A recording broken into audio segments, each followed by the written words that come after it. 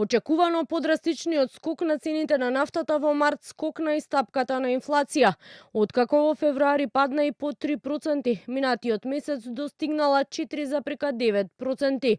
Според статистика поскапело речиси се, а најмногу храната за 7,5% и алкохолните пијалоци за 8,8%. Ваквите бројки се во рамки на очекуваните од владата. Премиерот Христијан Мицковски вели дека внимателно ќе го анализираат извештајот на пазарните инспектори за движењето на цените на основните продукти, а по Великден ако треба ќе се носат нови мерки, овој пат таргетирани за заштита на животниот стандард.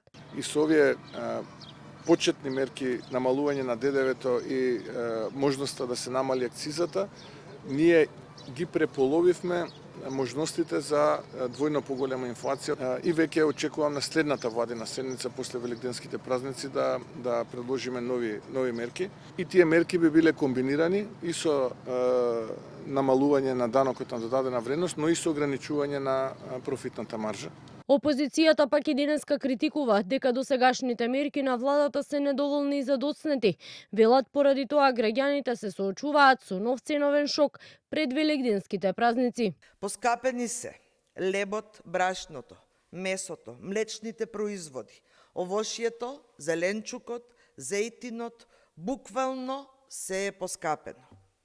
Апсурд се изјавите и изговорите од власта. Па ако сме трета економија во Европа, зошто не се покачи минималната плата на 600 евра и зошто не се воведат посебни пакети помош за ранливите категории на граѓани? Во меѓувреме, Меѓународниот монетарен фонд предупредува дека војната на Блискиот Исток ќе има далекосежни последици по светската економија. Најпогодени може да се помалите и понеразвиени земји. Посочуваа дека војната води кон повисоки цени и побавен економски раст. The impact is asymmetric.